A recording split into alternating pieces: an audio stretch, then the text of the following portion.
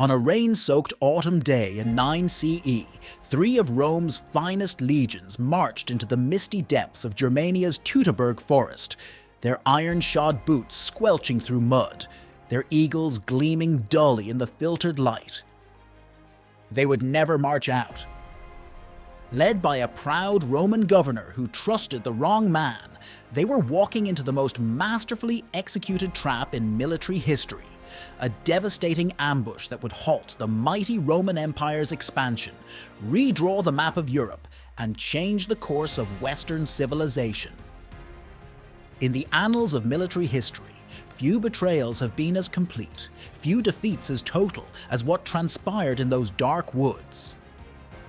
This is the story of Arminius, a Germanic prince raised as a Roman who orchestrated Rome's greatest disaster, of Publius Quinctilius Varus, the noble yet naive governor who led his men to doom, and of Emperor Augustus himself, who upon hearing the news would wander his palace halls at night, crying out, "Quinctilius Varus, give me back my legions!" But more than that, this is the story of how a single battle in a gloomy forest determined whether Rome's empire would expand across the Germanic lands, and how its outcome shaped the Europe we know today. Clash of Civilizations, Rome and Germania in 9 CE. The Rome of 9 CE was a city of marble and might, its power radiating outward like spokes from a wheel. Emperor Augustus, now in his 72nd year, had transformed the Republic into an empire that stretched from Britain to Egypt, from Spain to Syria.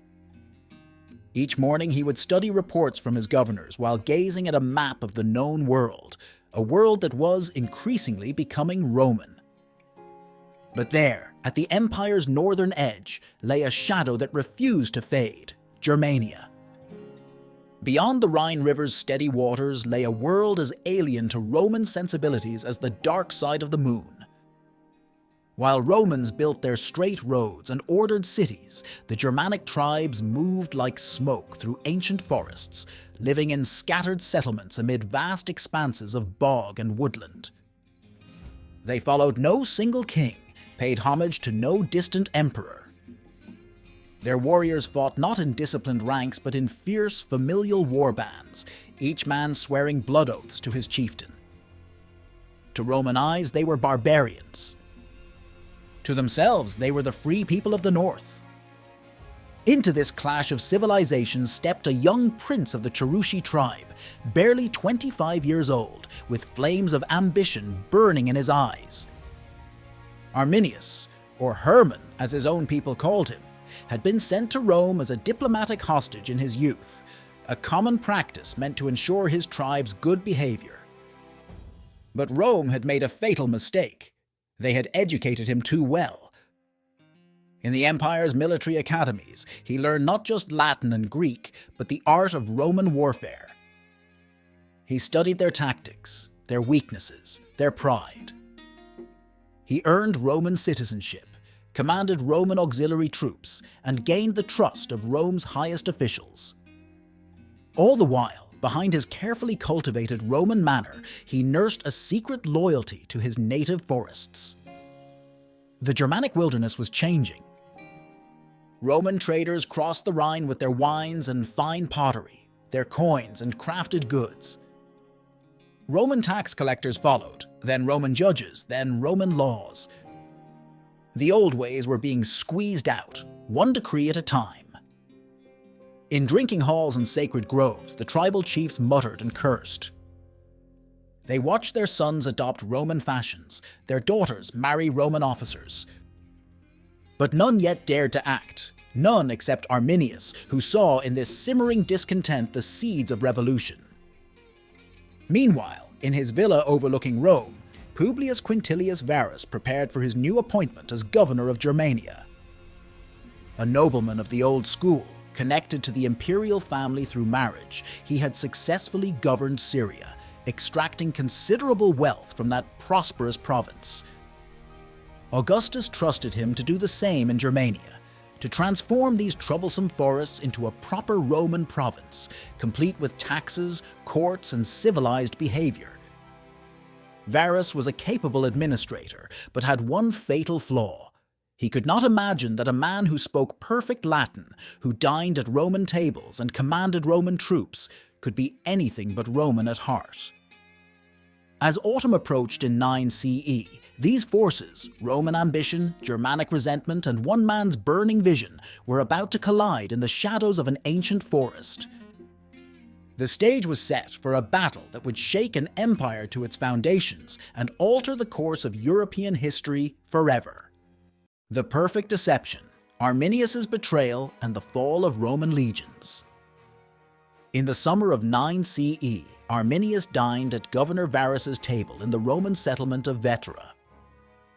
The evening air carried the scent of Italian wines and exotic spices, luxuries that had become commonplace in this frontier outpost. As Varus gestured expansively, speaking of his plans to establish Roman law courts deeper in Germanic territory, Arminius nodded with seemingly earnest enthusiasm. Not even Varus's father-in-law, Augustus, who would later warn of treachery, could detect any falseness in the young chieftain's smile. But in the darkened corners of Germania's vast forests, messengers moved silently between tribal settlements. The Cherushi, the Marsi, the Bructeri, the Chatti, ancient rivals all, gathered in moonlit clearings to hear Arminius' vision. Here was a man who knew Rome's weaknesses, who could speak of exactly how to break the legions.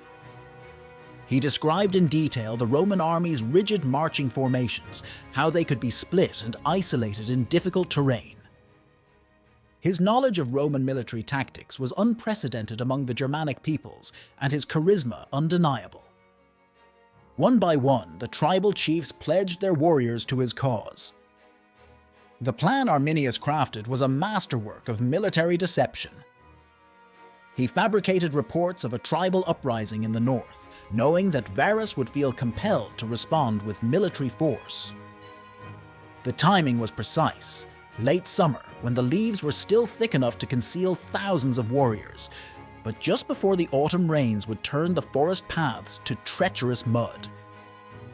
He convinced Varus to take a route that appeared to be a shortcut through Teutoburg forest, a path that would prove to be a carefully prepared killing ground. Most brilliant of all was Arminius' manipulation of Roman intelligence. He planted multiple sources confirming the uprising's location, each seemingly independent, but all part of his grand design. He advised Varus on which Germanic auxiliaries could be trusted to guide the Roman column, all of them secretly his own men. The Roman governor, accustomed to the straightforward rebellions of more civilized provinces, never suspected that he was facing a conspiracy of such complexity. On the eve of the march, Arminius attended one final feast at the Roman camp. He raised a cup of wine with Varus, pledged his loyalty to Rome, and promised to gather his Cherushi auxiliaries and rejoin the column with reinforcements. Hours later, he was galloping through the night, not to gather allies for Rome, but to give the signal that would unleash the greatest ambush in military history. Behind him, in the Roman camp, 3 legions, the 17th, 18th, and 19th, prepared for what they thought would be a routine show of force. Their eagles gleamed in the torchlight as the men checked their equipment one last time, unaware that they were about to march into legend. The forest that devoured legions. The Teutoburg forest rose before the Roman column like a wall of green shadows. Even in daylight, the Germanic woods bore little resemblance to the cultivated groves of Italy. Ancient oaks and beeches stretched their branches across the sky, creating a canopy so dense that the forest floor existed in perpetual twilight. The path, if it could be called that, wound between massive trunks and treacherous bogs, barely wide enough for 3 men to march abreast. The Roman column stretched for nearly 9 miles through this shadowy realm. At its heart marched the 3 legions, roughly 20,000 soldiers, surrounded by camp followers, servants, and families who had joined the campaign. Supply wagons creaked through the mud, their wooden wheels struggling against roots and stones. The column's very size, normally a testament to Rome's power, now became its greatest vulnerability. In these woods, the legendary Roman ability to form battle lines and move as a single unit was worse than useless. It was a death sentence. The first signs of trouble appeared subtle enough for an experienced commander to miss, let alone one as confident as Varus. The path began to narrow almost imperceptibly. Low branches forced the soldiers to duck, breaking their careful formations. The ground became increasingly boggy, forcing men to help pull wagons free from the mud. Most ominous of all were the sounds, or rather the lack of them. No birds sang in the branches above. No wildlife rustled in the undergrowth. The forest held its breath. High above the Roman column, Germanic scouts moved silently through the treetops, using rope bridges they had prepared in advance. They passed signals down the line without a sound, tracking the legion's progress. Behind massive tree trunks and hastily constructed earthen walls, thousands of warriors waited with spears and short swords, their bodies painted with woad, their eyes fixed on the struggling column below. They had positioned their ambush points at the forest's most treacherous sections, where the path wound between steep hillsides or crossed unavoidable swamps. The rain began around midday, a cold, persistent drizzle that soaked through leather and cloth, rusted iron, and turned the forest floor into a quagmire. Roman scouts reported that the path ahead seemed to improve just around the next bend, and then the next, drawing the column ever deeper into the trap. The legionaries' shields grew heavy with water, their woolen cloaks doubled in weight. Each step became a battle against mud that sucked at their sandals, each mile a test of endurance. As afternoon faded toward evening, the forest grew darker still. Visibility dropped to mere yards. The sound of thunder rolled across the canopy, or was it the sound of Germanic war drums, deliberately positioned to mask the movement of thousands of warriors closing in around the Roman column? In the gathering gloom, seasoned centurions gripped their vine staffs tighter and gazed into the shadows, unable to shake the feeling that they were being watched. They were right. 3 days of horror. The first javelin cut through the rain like a bolt of lightning. Then another. And another. They emerged from the forest walls in an endless barrage, accompanied by a sound that froze the blood of even the most hardened legionaries. The Germanic war cry, thousands of voices unified in a terrible howl that seemed to come from every direction at once. The trap had sprung. From their positions on the ridges above, Germanic warriors unleashed volleys of spears and rocks. The Romans, hemmed in by their own wagons and the narrowing path, could neither form their famous testudo shield formation nor effectively counterattack. Their rectangular shields, designed for open field warfare, proved unwieldy in the tight confines between the trees.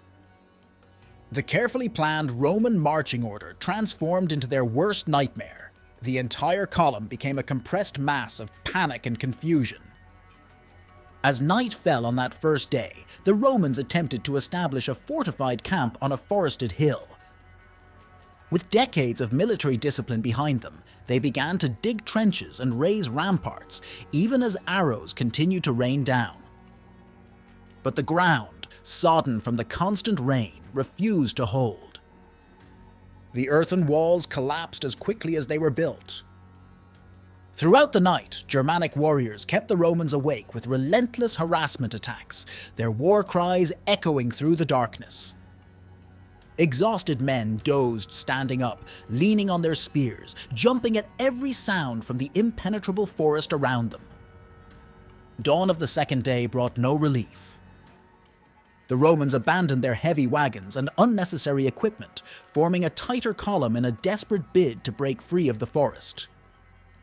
Varus led his men westward, hoping to reach the relative safety of the Rhine. But Arminius had predicted this move. The Germanic tribes had constructed a series of earthen walls across the most likely escape routes, forcing the Romans to attack uphill through mud against entrenched defenders. Each obstacle weakened the Roman column further, splitting it into smaller, more manageable groups. The third day dawned on a Roman army that barely resembled the proud legions that had entered the forest. Their formations had completely broken down. Small groups of soldiers fought back-to-back in desperate circles. The Germanic warriors now pressed in closer, abandoning missile weapons for swords and axes. The fighting became intimate, brutal. The Romans' superior armor meant little in the mud and rain, where a simple trip could mean death. Their short swords, deadly in formation fighting, were outreached by Germanic spears. Near midday, the Romans made their final stand at what archaeologists would later identify as Calcrisa Hill. Varus, seeing his army disintegrating around him, followed the ancient Roman tradition. He fell on his sword rather than face capture. Witnessing their commander's death, the remaining officers followed suit.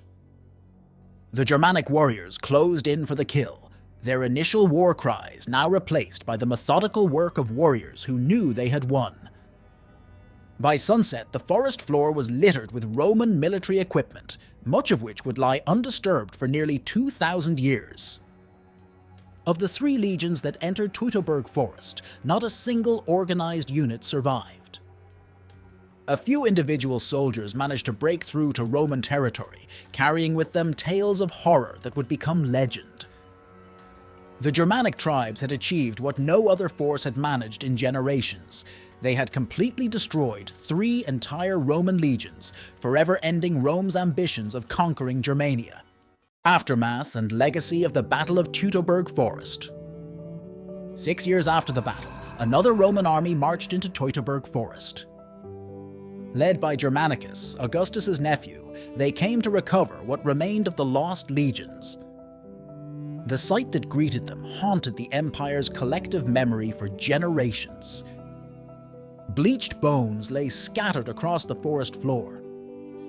Spears still protruded from skulls. Tree trunks displayed the nailed heads of Roman officers. In small clearings, they discovered the remains of impromptu altars where their captured comrades had been sacrificed to Germanic gods. The psychological impact on Rome was immediate and profound. Augustus, the most powerful man in the world, fell into a deep depression. He let his hair and beard grow wild, a striking departure from his carefully maintained imperial image. For months, he would bang his head against palace walls, shouting, "Quintili var, legiones reda! Quintilius Varus, give me back my legions!" The numbers of the 3 destroyed legions, 17, 18, and 19, were never used again in the Roman army, an unprecedented tribute to the magnitude of the disaster. The battle transformed Germanic identity overnight. Arminius became a folk hero, the first pan-Germanic leader to successfully unite the tribes against Roman invasion. Yet his triumph carried a bitter personal cost. His own father-in-law, Segestes, still loyal to Rome, eventually betrayed him to the Romans. Arminius' wife, Thusnelda, was captured while pregnant and paraded through Rome in chains. His own brother remained loyal to Rome, and in the end, Arminius was assassinated by rivals within his own tribe, a victim of the same Germanic independence he had fought to preserve. The archaeological evidence, unearthed nearly 2,000 years later at Calcrisa, tells its own dramatic story. Thousands of Roman artifacts have been recovered: bent weapons, crushed helmets, a cavalry mask with a sword slash across its face. Most telling are the coin finds. They stop abruptly at 9 CE, marking the moment when history changed course. The excavations revealed the ingenious nature of the Germanic trap, a narrow corridor between a hillside and a marsh, fronted by a camouflaged wall from which warriors could safely attack the trapped Roman column. The battle's greatest legacy was geographic. The Rhine River remained the empire's permanent border, creating a boundary between Latin and Germanic Europe that would persist in various forms for centuries. The lands that would become France and Spain were thoroughly Romanized, while Germanic culture preserved its independence east of the Rhine. This cultural divide would influence everything from the development of modern languages to the spread of Christianity throughout medieval Europe. The legacy of the Teutoburg forest. Stand in Teutoburg forest today, and you might hear echoes of that ancient battle in the whisper of wind through oak leaves. The forest has changed. It's smaller now, more managed, but the land still holds its secrets. At the Kalkries Museum, visitors can walk the very ground where Rome's ambitions of unlimited expansion died.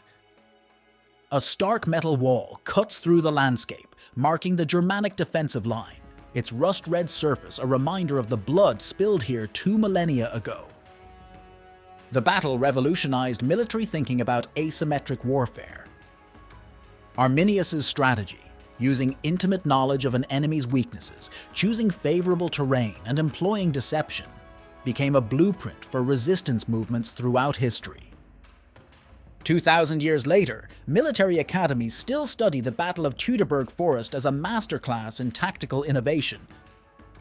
During the Vietnam War, American strategists drew direct parallels between their situation and that of Varus's legions, recognizing how superior military technology could be neutralized by determined opponents using terrain to their advantage. The discovery of the battlefield in the 1990s transformed our understanding of ancient warfare. Each artifact tells a story. A centurion's crushed helmet bearing the marks of both Roman craftsmanship and Germanic violence. A coin purse containing a soldier's last pay, never spent.